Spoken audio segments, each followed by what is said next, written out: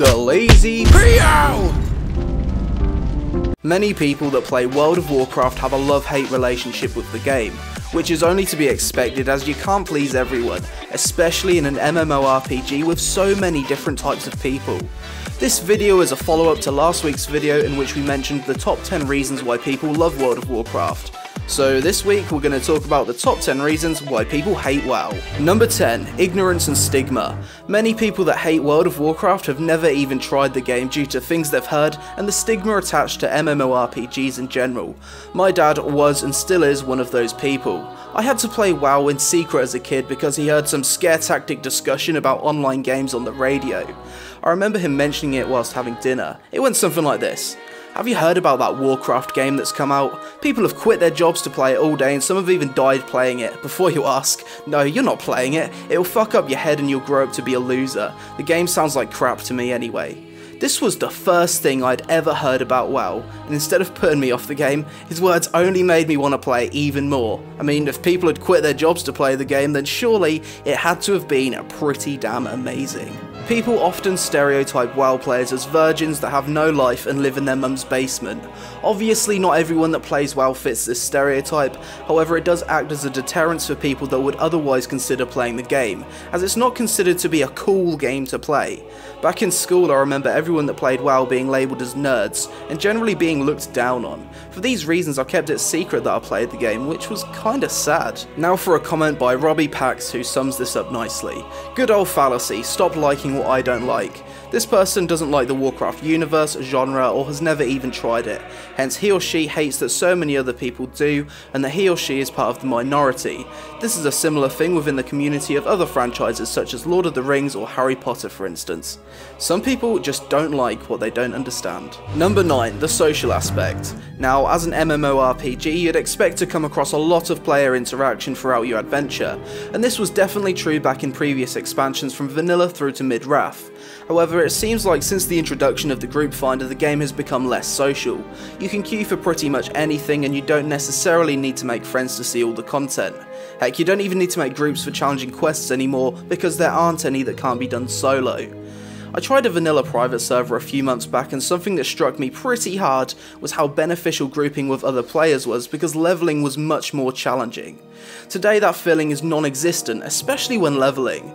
Now removing things like the dungeon finder would clearly be a bad idea, however I do think something needs to be done to incentivize forming your own groups. Something that's really taken away from the social aspect of the game in the current expansion is the garrisons, your own little phased out base where you can get a ton of rewards for sending your followers out on missions. The problem with this piece of content is that everyone spends all their time inside their garrison and you hardly see anyone else out in the world. This makes zones feel really empty and lonely and it's one of the main things I've hated about this expansion so far. Number 8. Raiding issues. There was a few raiding related comments that you guys left as to why you hate WoW, so I just thought I'd mention them all here. Some people feel like the existence of the LFR ruins raiding. Once you've killed bosses once in the LFR, you have no interest in doing it again on a higher difficulty. I can somewhat relate to this, however I actively go out of my way to not even step foot in the LFR. I do however lose interest in a raid once I've cleared it once on normal or heroic. It kind of feels like 4 different difficulties of raiding is too much. Something else people don't like is the toxicity in pug groups if you screw up. I've been in many raids where new players have been torn apart for messing up mechanics and doing poor DPS. As a new player it's kind of intimidating and off-putting getting called out and often people get defensive and blame the game for sucking rather than trying to improve. The final raiding issue that could put a lot of people off WoW is the acquisition of loot. Losing a role in an item you've been trying to get or having gear ninja'd by the loot master. These things are both incredibly annoying as gear is such a huge part of raiding. It only takes a few bad rolls or loot ninjas before people start to think, fuck this game, I'm not killing the same boss again for a chance at loot. Number 7. The game's too easy. Now this was one of the most suggested reasons commented by you guys as to why people hate WoW. Before we dive into it too much, I'd like to say that there is difficulty in WoW if you're willing to find it. You've got Mythic raiding, which requires a hell of a lot of commitment and wipes to progress, and you've got high-end rated PvP, which only gets harder as your rating increases. Outside of high-end raiding and PvP though, there is very little difficulty. Leveling is incredibly easy and fast now compared to what it used to be since the introduction of heirlooms. You can see all the content the the game has to offer without joining a guild, and dungeons have felt like a joke since Mists of Pandaria. When people say WoW is too easy, I think they're mainly referring to the content outside of PvP and raiding. Back in vanilla and TBC, leveling was much harder and took a lot more time. The aggro range on mobs was larger, you generally dealt less damage, mana was something to consider, and you had to make use of crowd control abilities if you had them.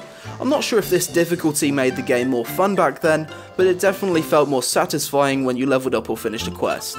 If you want a more in-depth comparison between vanilla and warlords leveling, go check out my vanilla vs warlords questing and leveling comparison video on screen now.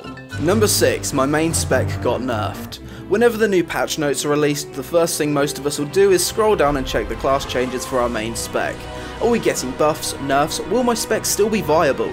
Sometimes you'll be one of the unlucky ones whose favourite spec in raiding or PvP is getting a huge nerf. So much so that you'll struggle to find groups if you don't play another spec or re-roll entirely. A recent example of this was the patch 6.2 Demonology Warlock nerfs, which were huge. Blizzard's excuse for this nerf was that too many people were playing it, it's a complex spec to play, and they want you to play Destro or Affliction. Luckily for me, I'm not a main spec Demo Warlock, but if the same thing happened to a spec that I loved for those reasons, I'd be incredibly pissed. Many people throughout the years have fell in love with certain specs and spent many hours learning how to play them to their optimal potential.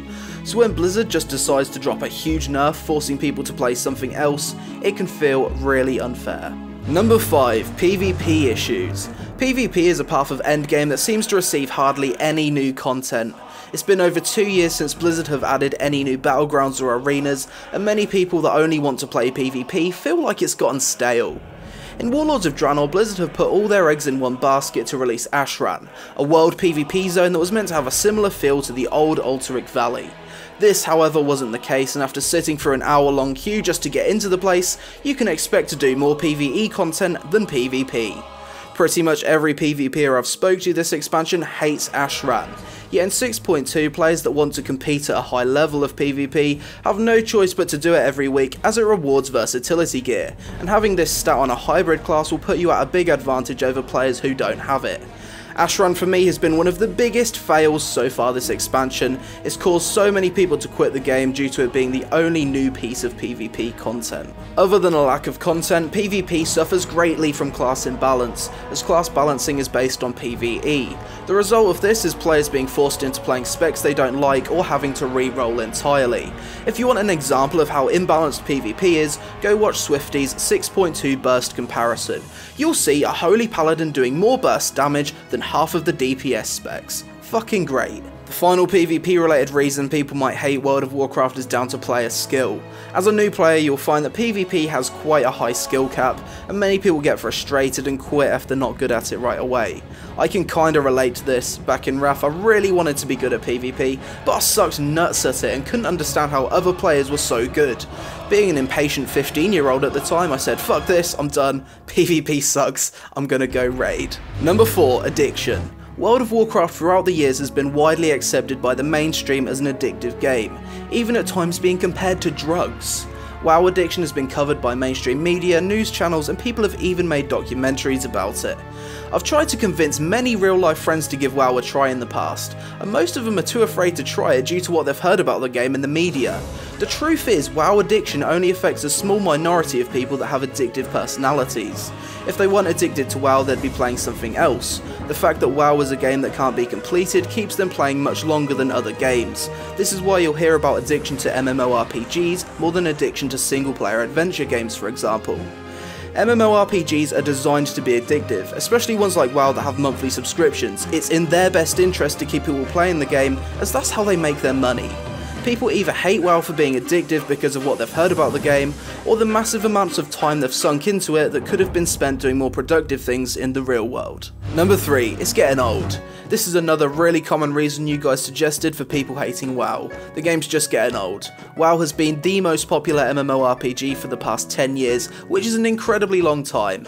Many people who have left the game feel like it's time for a new game to shine and breathe new life into the genre. Due to the age of WoW, there's only a certain amount of things Blizzard Blizzard can do, as the game is running off an old engine. Newer MMOs don't have this issue, so are more technically capable of doing more. Graphically, WoW has its own stylized art style that some people love and some people hate. Many people with high-end gaming rigs feel as though playing WoW is a waste when their computers are capable of handling so much more. It's like buying a Ferrari and only driving it at 70 miles per hour. The final thing that was brought up is how hotkey-based combat is starting to get old.